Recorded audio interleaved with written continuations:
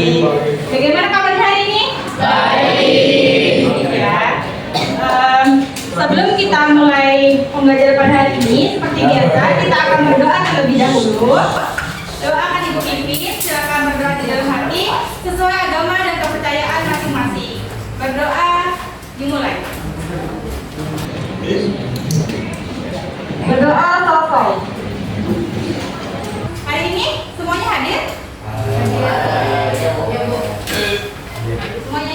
Oke, hari ini semuanya sudah siap belajar? Siap. Nah, sebelum itu Ibu mau mereview dulu materi sebelumnya. Kita belajar tentang apa?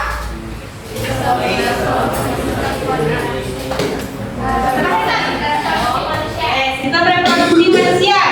Ada reproduksi pada laki-laki maupun pada perempuan. Ibu mau tanya, kalau pada laki-laki ada yang namanya epididymis. Ada yang masih ingat apa fungsi epididymis? Oke, benar, tempat pematangan sel sperma. Lalu ada yang namanya skrotum. Apa? Skrotum. Apa? Benar, kantung pembungkus testis. Fungsinya juga untuk menjaga suhu testis ini agar tetap optimal untuk memproduksi sperma. Lalu pada perempuan ada tempat terjadinya pembuahan atau fertilisasi. Di mana itu? Lalu ada uterus. Apa itu uterus? Rahim, yaitu tempat perkembangan embrion dan juga janin. Tepuk tangan dulu ke semuanya. Nah, karena tadi kita sudah mereview materi sebelumnya, kali ini kita akan lanjut ke materi baru. Sebelum itu Ibu mau tanya, kalian pernah nggak saat cuaca panas banget, tubuh merasa berkeringat atau saat kalian setelah olahraga tuh tubuh berkeringat? Nah, kira-kira kenapa?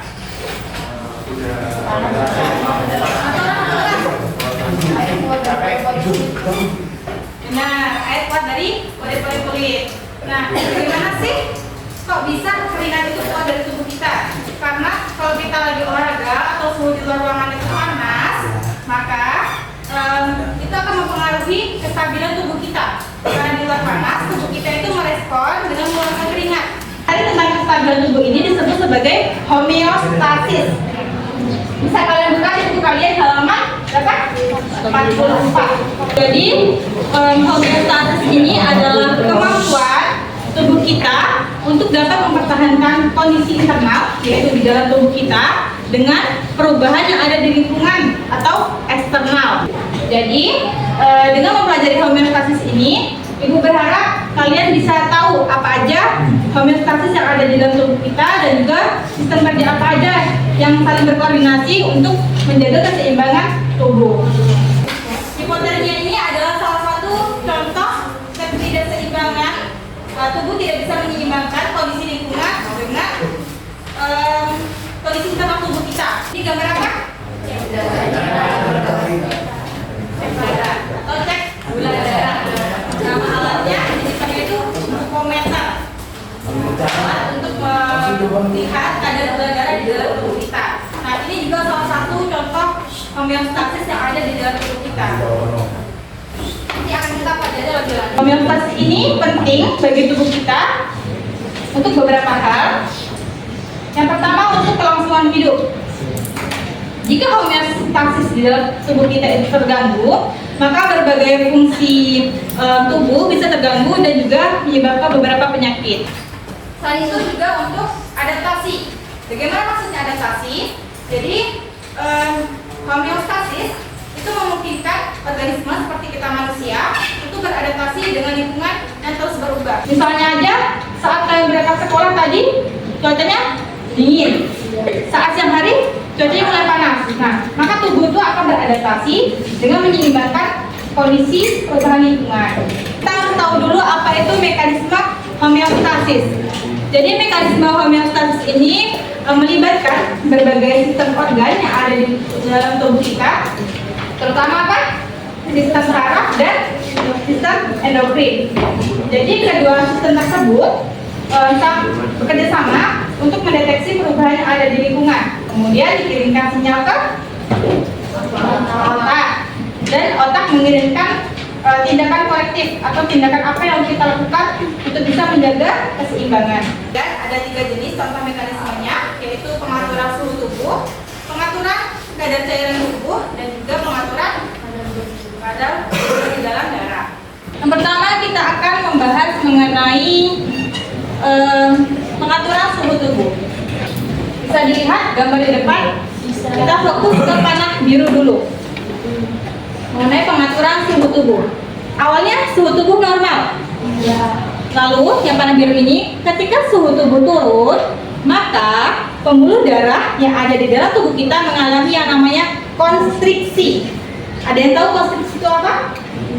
Konstriksi adalah penyempitan pembuluh darah. Jadi saat suhu tubuh kita turun, kita harus menghemat energi panas dalam tubuh kita. Makanya pembuluh darah tadi dipersempit agar panasnya tidak terlalu banyak keluar.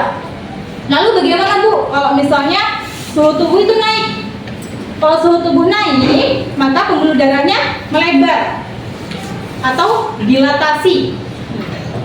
Dilatasi. Kalau tadi kan dingin, dia menyempit pembuluh darahnya. Kalau panas, dia melebar. Misalnya pada saat kalian olahraga nih, itu kan suhu tubuh panas tuh. Nah, mau nggak mau, kalau suhu tubuhnya terlalu tinggi, kita harus mengeluarkan panas tersebut supaya tidak berlebihan. Makanya pembuluh darahnya diperlebar untuk mengeluarkan panas tadi.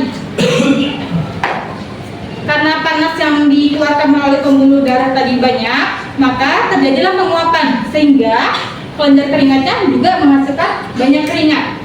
Kalau dipersempit, keringatnya sedikit. Kalau pembuluh darahnya diperlebar atau dilatasi, maka keringat yang dihasilkan juga banyak. Saat keringat menguap tadi melalui kulit kita, maka panas keluar dari tubuh. Jadi panasnya itu dikembalikan ke lingkungan gitu. Kemudian suhu tubuh kembali normal. Andai kata pada saat kita olahraga tadi, si pembuluh darahnya menyempit, maka semakin banyak kan panas yang di dalam tubuh kita, itu akan membuat berbagai kesehatan tubuh kita menjadi terganggu. Karena terlalu panas. Bisa dipahami penjelasan dari Ibu? Kalau tadi saat suhu dingin, pembuluh darahnya bagaimana? Menyempit. Saat suhu tubuh naik, ada juga pengaturan kadar cairan tubuh. Kita fokus lagi ke panah warna biru. Awal mula kandungan air di dalam tubuh kita itu normal.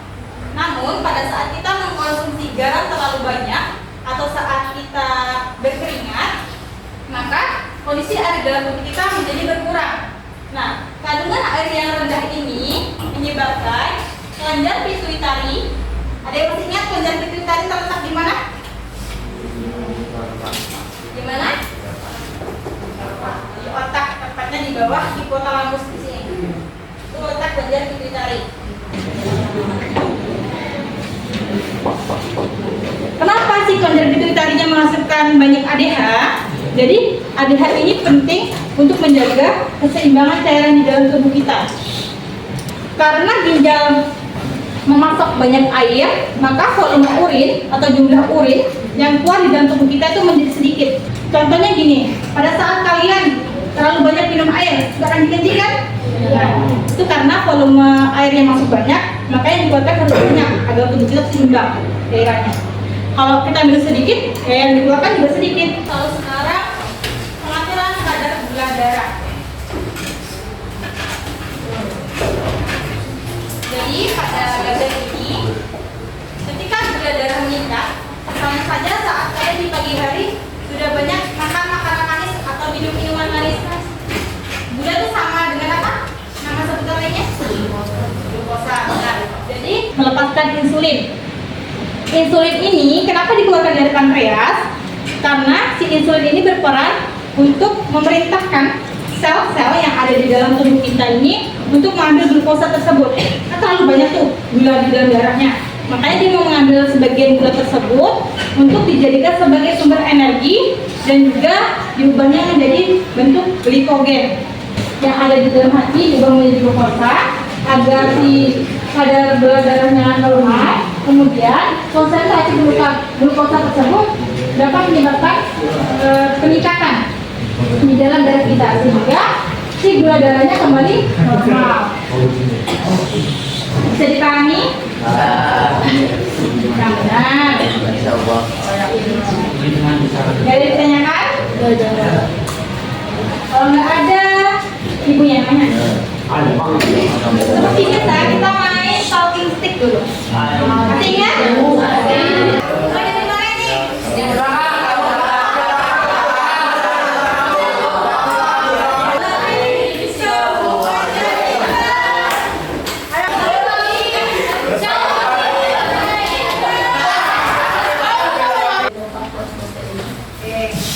Jadi tadi orang lain belajar jadi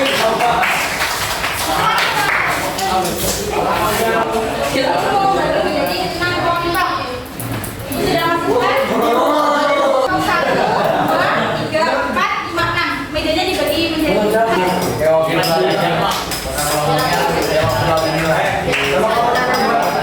kalian diskusikan bersama kelompok kalian masing-masing mengenai pertanyaan masalah yang ada. Pertanyaannya ada di lembar selanjutnya di tabel.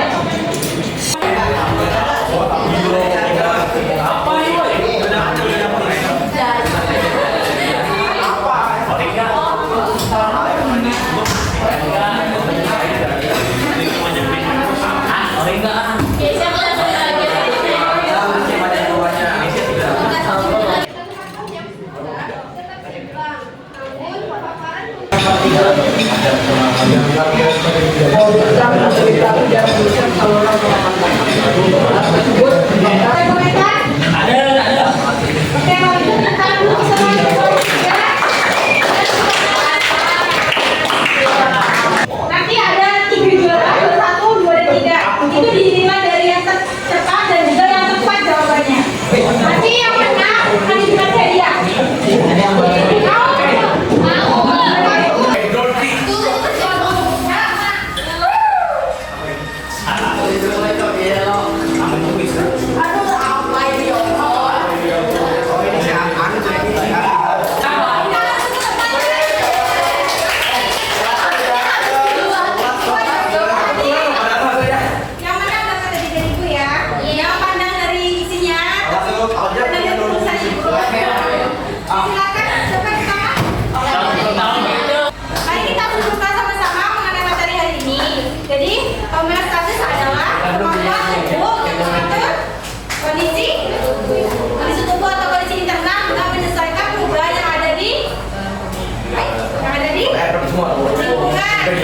Jadi kondisi di dalam tubuh harus seimbang dengan yang ada di lingkungan. Itu homeostasis. Satu orang perwakilan laki-laki dan satu orang perempuan. Silakan menanggapi pembelajaran kita pada hari ini. Materi hari ini sangat panjang, sangat berguna, ya. Dan juga pemaparan dari Ibu Nisa juga sangat bagus dan pahami. Itu saja dari kami. Dan saya makasih. Terima kasih tepuk tangan untuk Fatia. Kita berjumpa sama-sama mengenai materi hari ini.